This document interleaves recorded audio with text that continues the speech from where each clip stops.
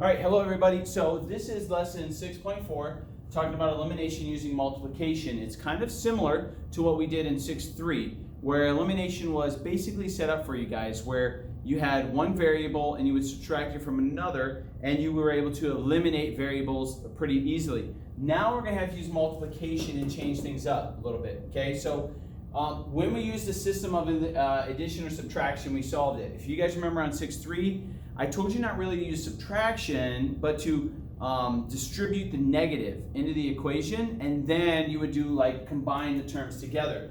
So now we're going to talk a little bit about making sure you guys can do this. So sometimes you have to multiply one equation by a constant, okay, which would be a number, to get two equations that contain opposite terms. Then you eliminate and substitute like we have been doing, and this is what I'm talking about. All right, first up on this list, ladies and gentlemen, is a simple little equation that's going to be kind of, you can only really do it one way. What I mean by that is we want to eliminate one of these variables.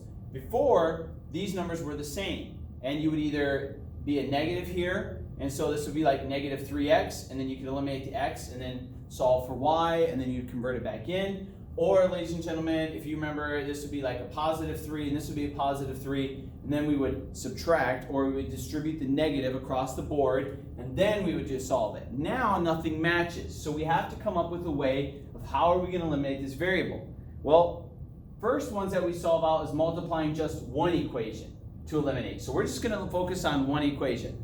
So when you do this, this right here, there is a common term that they share, and that would be the number 6, right? So if I multiply this equation by 3, this whole thing, this would be 6x, and if I multiply this by 2, this would be 2x, or 6x, excuse me. Here's what I want to make sure you guys understand. I don't want to multiply both, I just want to focus on one for today, for this particular example. And so what we're going to do is we're going to multiply this top equation. This is 2y. In order to get rid of y, I'd have to have a negative 2 up here. So I'm going to multiply this whole top equation by a negative 2. And then you would rewrite it. So when you multiply it by negative 2, you get negative 4x minus 2y, right? Because you distribute the negative 2 into all of these terms here and right there. And it equals, and that was negative 46, okay? So there's our negative term when you distribute. Now you just focus on these two equations. Now, how can I pick out negative 2? Well, there is a multiplication property that is associated property that basically says I can multiply any number I want into any of these equations, as long as if I do it to one number, I do it to all of them, okay? So make sure you guys understand that you can do that. So now we solve 3 minus 4 is negative x. These now cancel out. That's what our goal was. And it equals 37 minus 46 is negative 9. Now, you can't leave it as a negative x. So if you change this to a positive, you have to change the other side to a positive. So it's going to be x equals 9. So there's our simple setup on that. Now, what you do is you distribute the 9 into this equation for x. So I'm going to use this top equation. It doesn't matter, out of all three of these, you could actually pick this bottom one that you modified. You would get the same answer. Okay, so make sure you guys know it'd be 2 times 9, and then plus y equals 23. Now you do your math. So this is 18 plus y equals 23. Simplify it by subtracting 18 from both sides, and your y value comes up to be 5. So y equals 5. The other one over here, there are actually two ways we could solve this one. Okay, the first one is eliminate the x value. Well, if this is a negative 2 and this is a 10, I would want to get this negative 2 up to the value of 10. How do you do that? Multiply this equation by 5, of course. The other option is if I want to get rid of the 2, or if I want to get rid of the y. This is a positive 4, and this is a 2. I could multiply this top equation by a negative 2, and I'm actually going to do that with this equation. All day in class, I did the 10, but this time I'm going to do the negative 2, drop it down here, and let's see what we get. So we get 4x, and then this is going to be negative 4y, so we know 4 minus 4 is going to cancel that out, and it's a positive 4. Now you focus on this particular equation here. So we focus on this part right here. 10 and 4 is 14x equals, and that's a negative 14. So you guys can see right there that you divide both sides by 14, x is negative 1. There's one example right there. Now, ladies and gentlemen, you take the negative 1 and you plug it in. And let's plug it in over here. So it's going to be 10 times negative 1 plus 4y equals negative 18. So this turns this value into negative 10, and it's a 4y equals negative 18. And then the last piece you would do would be to add 10 to both sides. And I say the last because I'm not going deep down the rabbit hole of these equations anymore, because it's been so long in the year that you guys should be able to know the next step is to divide by 4, and then you would of course get y equals negative 2. Your turn. All right, focus on this one, ladies and gentlemen. What one number can you focus and multiply this bottom equation by? It would be negative 2. So if you did that, you get negative 6x. Negative and a negative makes this a positive 14y equals positive, negative and a negative is going to be a positive 38. Now what you do is you either rewrite or cross this off, so you ignore it, and then you do your simplification here like this. Okay, so 6 minus 6 is 0. Negative 2 and 14. Put that together, you get 12y equals 48. Divide both sides by 12, y equals 4. Plug 4 back in. We'll go to the top equation up here. When you do that, it's going to be 6x minus 2 times 4. So I'll put it like that, equals 10. 6x minus 8 equals 10. That's a negative 8. So you're going to add 8 to both sides. And you get 6x equals 18. In that case, x equals 3. Now you plug that back in, or you don't actually, I forget, that's done, so that one is actually done. The next one, 1b. There are two different options you guys could have chose. All right, the first one would have been to either get rid of the r. If you got rid of the r, you can multiply this bottom equation by negative 3, or you can get rid of the q by multiplying the top equation by a negative 2. All right, so we'll do the top equation by negative 2, just because I haven't done that all day, and I want to see how crazy it looks. So if I multiply this, and then I rewrite it down here, this is negative 18r minus 2q equals a negative 26. All right, so we have this set up here.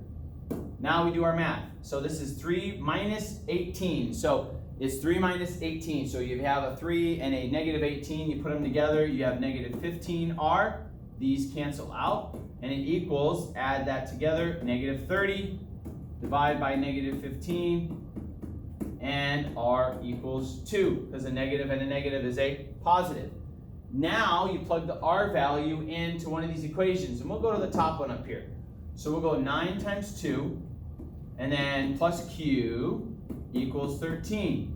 So this is 18 plus q equals 13.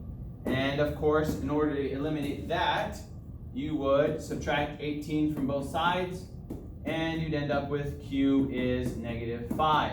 Okay, so there are two values.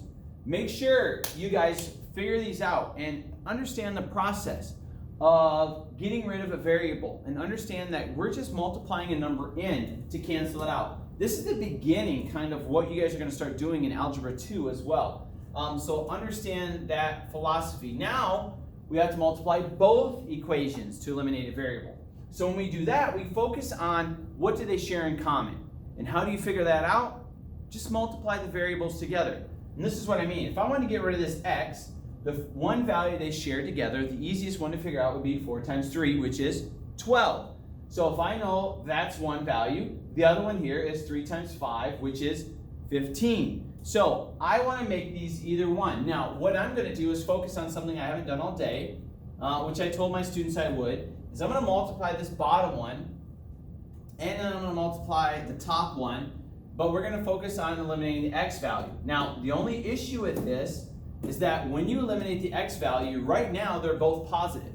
So I need to make one of them negative, because 12 and 12 would be 24. So you need to go 12 minus 12. So what we're going to do is we're going to take this bottom equation and we're going to multiply it by a negative 4. So that way that's a negative 12. And then we're going to multiply this top equation by a 3. So let's do the distribution, okay? So when I do the distribution across the board, it's 12x plus 9y equals 24. And then the other equation here, negative 4 times 3 would be negative 12x and then it's going to be negative and a negative is positive 20y, and a negative, of course, is a positive.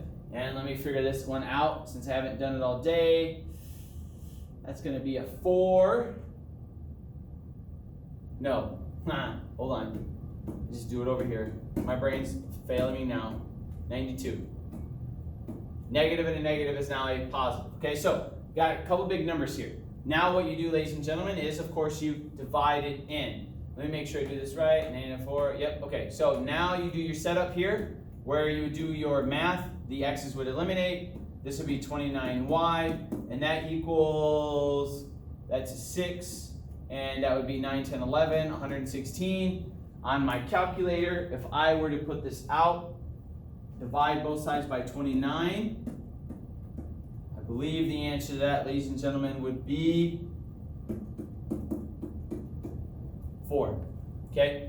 Put it in the calculator, test me, I'm pretty sure that's right. Y is 4. Now what you guys got to do is you plug in the y value into either one of these equations. Heck, I could even go down to the bigger ones down here. Now, I wouldn't want to do that because it would take a lot more math. So let's just focus on this top one. So I'm going to do 4x plus 3. Now instead of a y, I put this 4 down, equals 8. So my equation then is going to be 4x plus 12 equals 8. Subtract 12 from both sides, and you get 4x equals -4. So my x is -1. The other setup over here, same situation. You have 4 times 2, which would be 6, or 7 times 5, which is 35. Please, don't pick the 35. Do the simpler. And it's already set up for you. So if I multiply this by 2, that's a positive 6. And if I multiply this by a 3, that's a -6. Okay, so let's rewrite these. So I got 6x, and then it's going to be minus 14y equals 18. And then my other equation is going to be -6x plus 15y equals -21. And now you do your math setup on here, where when you get this set up, it's going to be 0. This is going to be 15 minus 14, which is just y equals -3. Now you plug the -3 in to any value up here. I'm going to go 3x minus 7 times -3 equals 9. So it's 3x plus 21, because negative and negative is positive, equals 9. Subtract 21 from both sides, and you have 3x equals -12. Divide both sides by 3. X is -4. Make sure as you guys go through this process that you understand what we are doing. Getting rid of a variable first, and then simplifying everything else from there. You try this guided practice.